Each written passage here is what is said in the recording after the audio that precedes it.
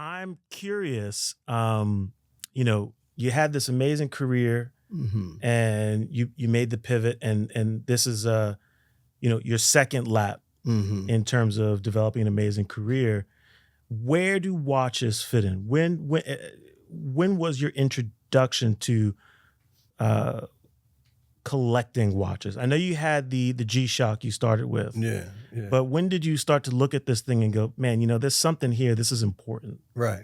That's a great question. So the G-Shock was a necessity purchase. I was going to do basic training and wanted something tough and rugged, and they was holding this out as tough and rugged. Yeah. So I got it. And it was something a brother could afford. I ain't had the ends I have now, and so it worked out. Right.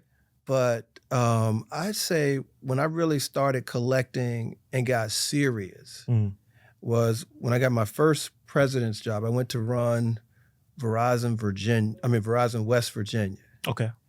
And I had bought this watch by Vincent Calabrese called an Analogica. And the watch shows up. And Analogica, everything's moving. The date wheel's moving. The second wheel is moving. The hours are moving. So it's a spectacular piece. And but when it came, instead of the seconds wheel, it had a seconds hand. Okay. And they done sold me some knockoff. I was not happy. And so I went to a watch forum and said, has anybody ever seen an Analogica with a seconds hand? Yeah. And then I'll never forget this guy named Lars out of London. Okay. BK. I usually deal in more mainstream brands. Vacheron Constantin, Audemars Piguet, Rolex sometimes. But I think you may have a problem. You have to go back to the person you bought it from because I've never seen an Analogica with the seconds hand. Yeah. And so I was like, oh man. And the dude I bought it from was all the way in Malaysia. Got it in Fulton. What year was this? Oh man, this was like early 2000. Oh, so it was hard as hell to buy the watch. Right. Yeah. Right. And I spent, it wasn't probably big money compared to watches today, but probably spent like 3 G's. Yeah. And that was my biggest watch purchase. Right. And so I called a guy in Texas that had helped me to meet this guy named Zatan that I got the watch from. I said, PJ, we might have a problem, man. Ain't nobody seen this watch before. Yeah. He said, well, sometimes they make stuff different for different markets. You're probably okay, but why don't you write Vincent Calabrese and see what he had to say? I was like, he don't know me. Why you going to listen to me? And he's like, but he's a watch guy, and you have one of his watches, and they take pride in that. Yeah. So I was like, all right. So I looked up the company, and info at NHC. Yeah. And I knew he spoke French. So I went to like some kind of translation app, and I wrote what my issue was, and I translated in French. I sent him the English and the French. And then I got an email back. Okay. It's Mr. Fulton. Thank you for sending your note. Before we shut down the company, we made 10 Analogicas with the second hand as a tribute. And you have one. Wow. So whatever you paid for it, add another 0. Okay.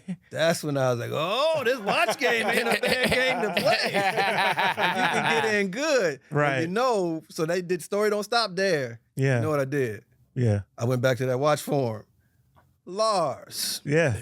the reason you have never seen... Oh, you let him know. Do you still have the timepiece? I still have it. Wow. That's awesome. The reason you've never seen an Analogica with a second hand, because there's only 10, and this is one of them. Wow. And so, but that's like that validation. Like when you do something for the first time and you did it, you feel good about it. Yeah. Whether it's graduation or you take your first this or first that, you love it. Right. And so for me, that was a validation. And PJ, my man, he said, BK, you've been around enough watches and work to look at it, and you know that it's not crazy burling and stuff. You rub the watch and it's scratching you up, so it's unlikely to be fake. And then in the watch world, people are more likely to kind of do a fake Rolex Right. because to set up the tools and dies and stuff to even There's more of a do a market for that, replica too. is more of a market, but it's a lot of money they put in. Yeah. And so they're not going to put the money in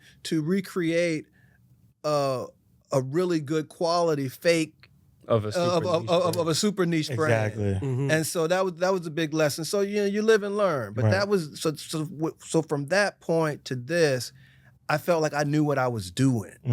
And then it became the hunt and what do I really want and what can I get? And then I'm inspecting, I'm paying more attention, I'm looking at the burling, I'm looking at the engraving, I'm reading on the watches.